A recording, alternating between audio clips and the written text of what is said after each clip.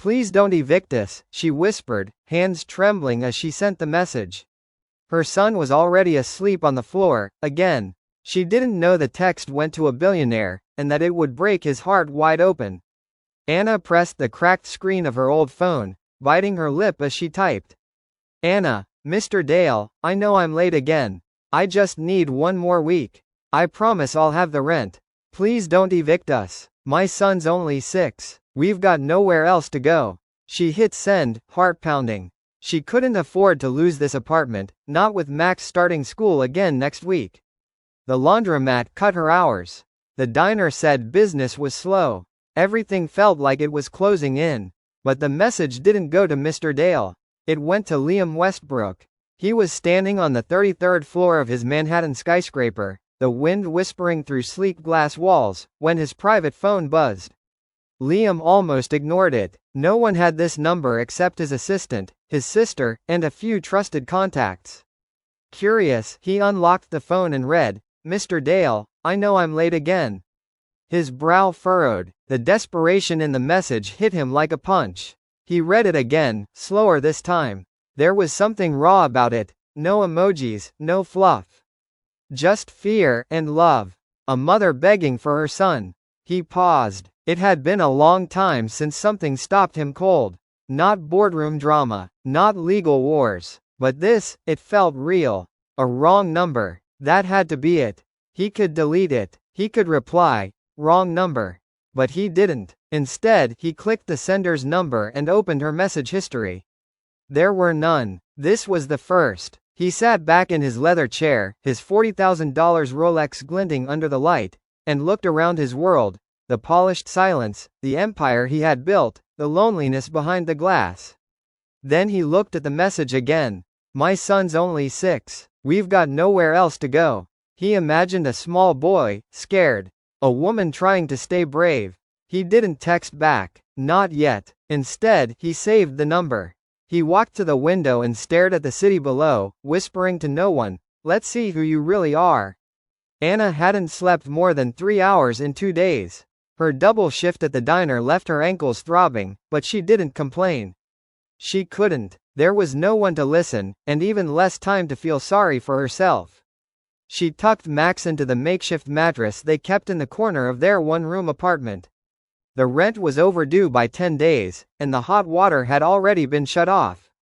She'd bathed Max last night using bottled water she warmed on the stove. He was only 6, too young to understand eviction notices or electricity bills. But old enough to feel her fear. Tonight, he whispered, Mommy, are we gonna live in the car again? She blinked hard. No, baby, we're okay. But she knew she'd lied to him. She looked at her phone again. Still no reply. Maybe Mr. Dale saw her message and chose to ignore it. Or maybe he was done giving grace. Maybe tomorrow, they'd come knocking. Maybe tomorrow, she'd be out. A lump formed in her throat, but she swallowed it. There was still tomorrow's shift. Across the city, Liam sat in the back of his Bentley as the driver pulled through traffic. He couldn't stop thinking about the message. He'd read it more than 20 times. Please don't evict us. He didn't know her name. He didn't know where she lived. But something in that message stuck with him. It reminded him of something he hadn't felt in a long time, helplessness. Liam had built Westbrook Enterprises from nothing. But before the private jets and silent boardrooms, there were nights just like hers. Cold, hopeless. His mother had worked cleaning hotel bathrooms to keep a roof over their heads. He remembered falling asleep on laundry bags.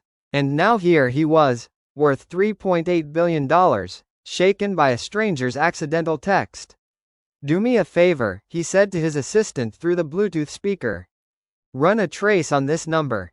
You got it, sir. Who is it? No idea, Liam said, then added softly, but she needs help. Meanwhile, Anna scrolled her banking app for the 5th time that hour. Still $4.13. She stared at it until the screen dimmed. Then, on instinct, she reopened her messages. Still nothing from Mr. Dale. She typed again, heart aching. Thank you for not answering. Silence is easier than hearing. No, I guess. She paused, then added, I just needed one person to believe I was trying. That's all. She sent it. Then she turned off the phone and cried herself to sleep next to Max on the floor. 20 blocks away, Liam read the second message, closed his eyes, and whispered to himself, "You're not alone anymore." The next morning, Anna awoke to the scent of Max's breath against her neck and the weight of worry pressing on her chest. Her first thought was the rent. Her second, how to keep Max from noticing how scared she was. She padded into the tiny kitchenette and turned on the stove to boil some water. The kettle sputtered. No heat. They'd cut the gas. She didn't cry. Not this time. Instead, she grabbed Max's hand, stuffed some bread into his backpack, and headed out. The diner shift started at 8 a.m., and they could wash up at the bathroom there before the manager noticed. As she walked past the corner store, her phone buzzed. Bank notification. She paused on the sidewalk. Her hands trembled as she opened the app. Plus $2,000, deposit received. She blinked. Then blinked again. No sender listed. No explanation. Just $2,000. No, she whispered. Her breath caught in her throat. Max tugged at her hand. Mommy? I think someone made a mistake, she muttered. But deep down, something told her it wasn't a mistake. It was mercy. She didn't know who or why. But someone, somewhere, had just thrown her a lifeline. Across the city, Liam sat in his office, watching a muted news segment on the homeless crisis. The screen showed a woman holding a cardboard sign with her child beside her. His assistant walked in quietly, holding a folder. We found her, she said.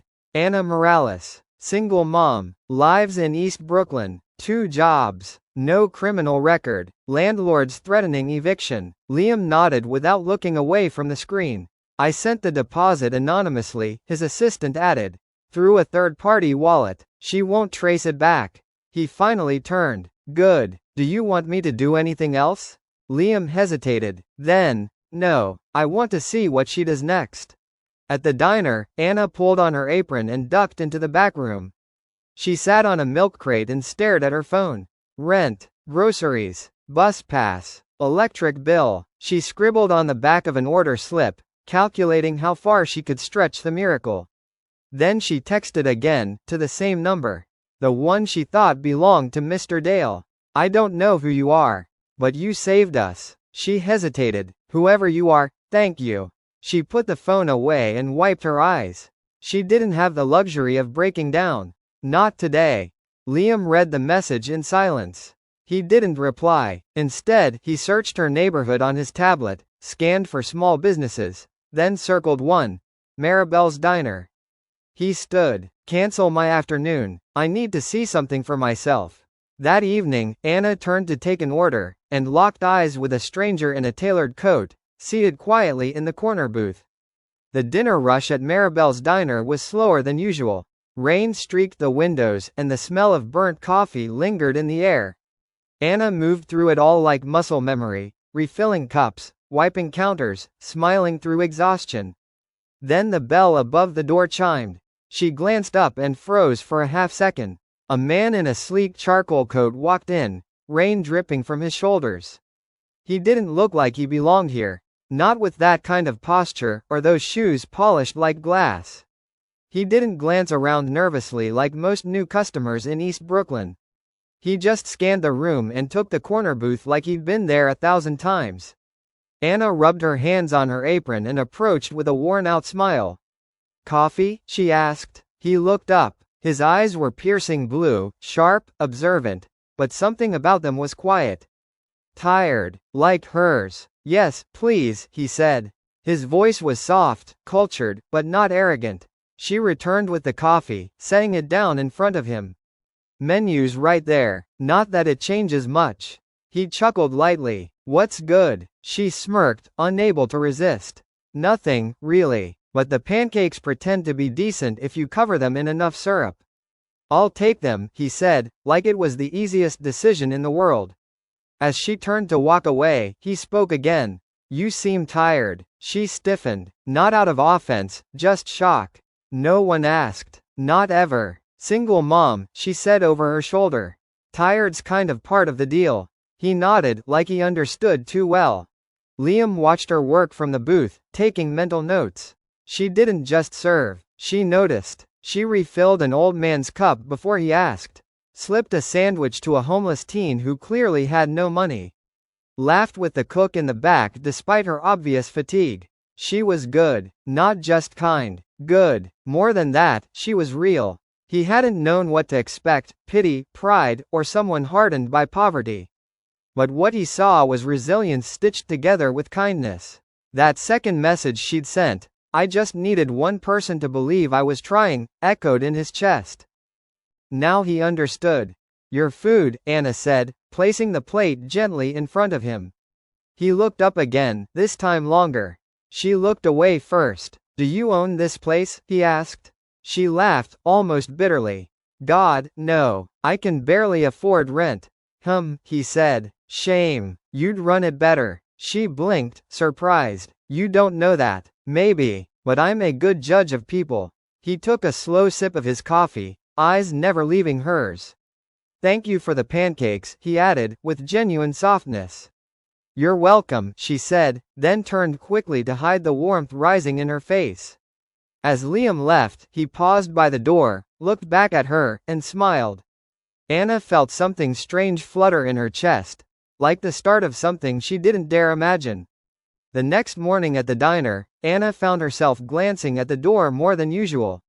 She didn't know why. Maybe it was the stranger from the night before, his calm eyes, his warm thank you, the way he listened like her words actually mattered.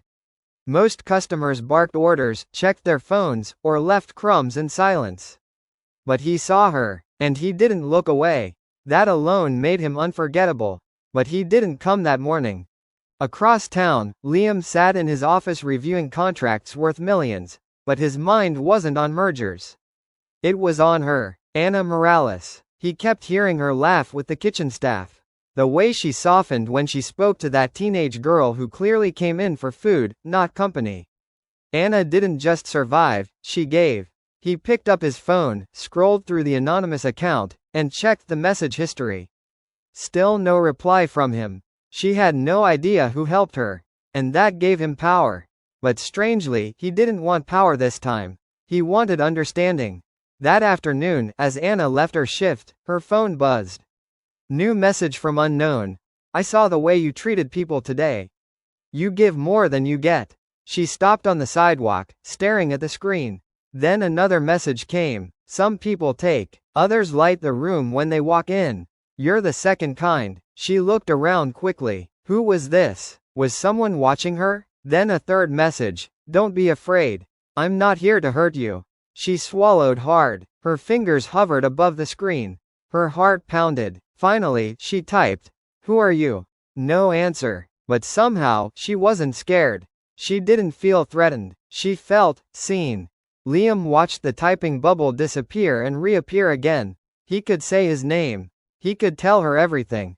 But it would change how she saw him. And for once in his life, Liam didn't want to be judged by his bank account or last name. He wanted someone to know him, not his net worth. So he texted, "Let's just say, I'm someone who sees you clearly." That night, Anna lay beside Max, phone clutched in her hand. She hadn't felt anything like this in years. A message, a kindness, a compliment without expectation. It felt like the world had opened a tiny window just for her. Not for her to escape, but to breathe. On her nightstand, the phone buzzed one last time. "Would you let a stranger buy you coffee tomorrow?" Anna stared at the final message from the night before. "Would you let a stranger buy you coffee tomorrow?" It had taken her half an hour to decide. But eventually, she replied, "Only if the stranger understands I don't do games."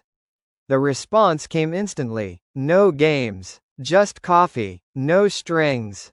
The next morning, she walked into the quiet coffee shop 2 blocks from the diner. It was cleaner than her usual haunts, earthy tones, soft jazz, the smell of cinnamon and espresso in the air. He was already there. Same tailored coat. Same stillness. As if he belonged to another world but had chosen to borrow this one for a little while. Liam stood when he saw her. "Anna," he said softly, like it was a name he'd practiced. She blinked. "I didn't tell you my name." He hesitated just a second too long. "You didn't have to," he lied gently. "It was on your name tag at the diner." She tilted her head slightly, eyes narrowing. Right. He motioned to the seat. May I? She sat. Silence filled the space between them. It wasn't awkward, just fragile, like if either one said too much too soon, it would break whatever invisible thread had pulled them together. He finally spoke. You're the bravest person I've seen in a long time. She let out a breathy laugh. You don't know me. I know enough, he said, to see how hard you're trying. And how little help you've been given. Her smile faded. No one ever talked like that. Not to her. Not about her. She stared into her cup. I've had to learn to stop hoping, she whispered. It hurts less when things fall apart. Liam leaned forward, his voice softer than before. But you hoped when you sent that text, didn't you? She looked up, startled. Even if it was a mistake, it was still a cry for help. Anna's eyes glistened. She didn't speak. He continued, the world keeps people like you invisible. I just want you to know. I see you. She held her breath. Then, cautiously, she asked, what do you do for work?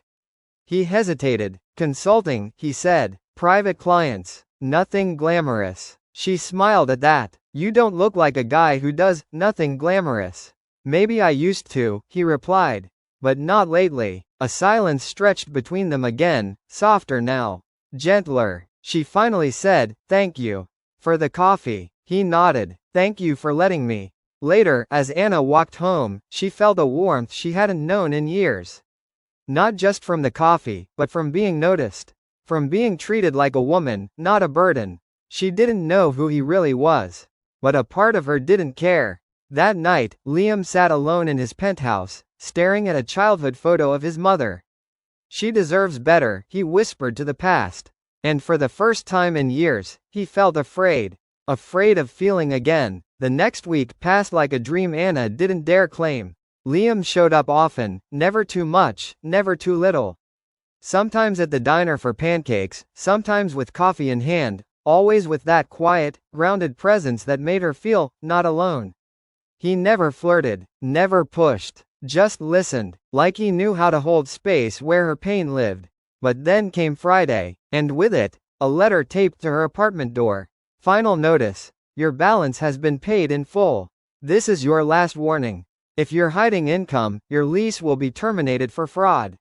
She stood frozen in the hallway, Max tugging on her coat, asking what was wrong. Paid in full? By who? She hadn't used the $2,000 yet, just a little at a time. There was no way the full balance had been cleared. Unless. Her heart sank. At the diner, Liam waited patiently at the usual booth. She didn't come. He waited through 2 cups of coffee. Still no Anna. By nightfall, he was in his car, phone in hand, debating if he should text her again. Maybe he crossed a line. Maybe helping her in secret, without her consent, wasn't kindness. Maybe it was control. But before he could decide, his phone buzzed. A message. From Anna. I need to know the truth. They met at the same quiet coffee shop. She didn't sit. I want the truth, she said, voice shaking. Was it you? Did you pay my rent? He looked up slowly. Yes. Just one word. One truth. No excuses. Why? She asked, voice raw. Because you needed help. That's not your choice to make, she snapped. Do you know what my landlord said today? That I might lose my lease, because someone paid my debt and made it look like I'm hiding income. I didn't mean for that to happen, Liam said. I just didn't want you and Max on the street. She turned away, hands clenched at her sides. You made me feel like I had someone who saw me, she whispered. Not someone who was fixing me like a charity case. Liam stood, but didn't move closer. Anna, who are you really? She demanded, spinning back to face him. You say you do consulting, but everything about you screams wealth. You wear watches that cost more than my rent. You pay anonymous deposits. You talk like you've never had to beg for anything in your life. He paused. The lie tasted bitter in his mouth now. I'm Liam Westbrook, he said finally. CEO of Westbrook Holdings. Billionaire. I've been lying to you because I didn't want you to treat me differently. Silence. Then, you didn't want me to treat you differently, she repeated, choking on the words. But you never gave me the same choice. Anna walked out without another word. Liam stood alone in the quiet cafe, the empty seat across from him filled only with regret. To the mother who made her child laugh when she clearly wanted to cry. You reminded me what real wealth looks like. She covered her mouth with her hand. Tears welled, but didn't fall. Not yet. Instead, she looked at him, voice shaking. If we do this again, no lies. He nodded. No masks. She took a breath. Then maybe we can start over. Just Anna and Liam. No billionaire, no broken mom, he said gently. Just two people trying. Liam reached out his hand. Anna took it. No headlines. No heroics. Just truth, and the beginning of something honest. 6 months later, the bell above Maribel's diner chimed just like always. But this time, Anna didn't wear an apron. She stood behind the counter, not as a waitress, but as co-owner. The diner had changed. New booths, fresh paint, a real espresso machine that didn't spit steam like an angry dragon. But more than that, the energy had shifted. It wasn't just a place to eat, it was a place where people were seen. Because Anna had seen people. And now, she had the means to help them feel it too. Liam sat at his usual corner booth, reading the paper with one hand and holding a cup of her coffee in the other. No suit today, just jeans and a t-shirt. He looked like he belonged, not because of how he dressed, but because of how he smiled when he saw her. Max sat beside him, animatedly retelling a story from school, waving his arms as if the air were his stage. Liam listened to the boy like every word mattered. And to Anna, that mattered more than billions ever could. After the lunch rush, Anna finally sat with them. How'd the investor meeting go? She asked, sipping her drink.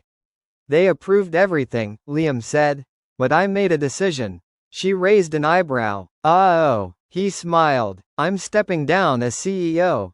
Taking a backseat. I want to build something smaller. More human. Like this place. Anna blinked. Seriously? Dead serious, he said. Money stopped meaning anything until I met someone who could make a $10 tip feel like gold. She laughed softly, touched beyond words. I guess we both got second chances, she said. No, Liam replied, reaching across the table for her hand. We made second chances. A few booths away, a young girl sat alone, her clothes worn, eyes down. Anna noticed her instantly, just like she always had. She stood, walked over, and crouched by the table. Hey, sweetheart, you hungry? The girl nodded slowly. Anna smiled and said, then today's your lucky day. Pancakes on the house. Extra syrup. The girl looked up, her lip trembling, and whispered, thank you. Anna turned back toward Liam and Max. The moment mirrored something from months ago, but this time, she was the one offering hope. The circle had closed, and opened again. That night, as the three of them walked home, Anna on one side, Max on the other, Liam between them, Anna looked up at the stars. She remembered the night she had sent that accidental text, desperate and alone. And now, she held hands with a man who had turned out to be the mistake that saved her life. Not because he had money. Not because he fixed everything. But because he stayed when the truth got hard. Sometimes, the wrong message finds the right heart. Sometimes, a stranger sees the parts of you you've forgotten to protect. And sometimes, a single text leads you home.